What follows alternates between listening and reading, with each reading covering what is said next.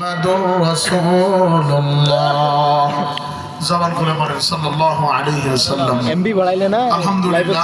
লাইভে ইসলামপুর কলোনি জামে মসজিদ এর উন্নয়ন ও আল মাদিনাতুল উলুম তালিমুল কোরআন নুরানী ও হাফিজিয়া মাদ্রাসার হাফেজ ছাত্রদের পাগড়ি প্রদান উপলক্ষে একদিন ব্যাপী এক বিশাল তাফসীরুল কোরআন মাহফিলের আজকের প্রোগ্রামের সম্মানিত অনারেবল প্রেসিডেন্ট, সম্মানিত সভাপতি আলহাজ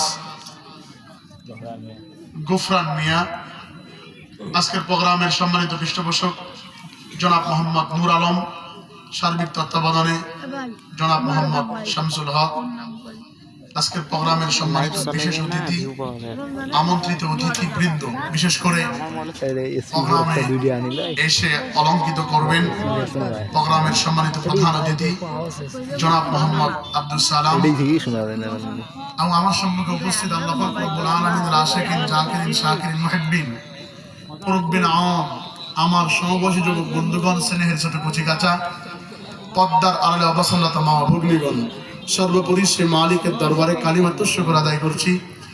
সকলে জবান খুলে পড়ছি আলহামদুলিল্লাহ। আরেকটা মাইক সম্ভব হলে এই সাইডে লাগাই দেন।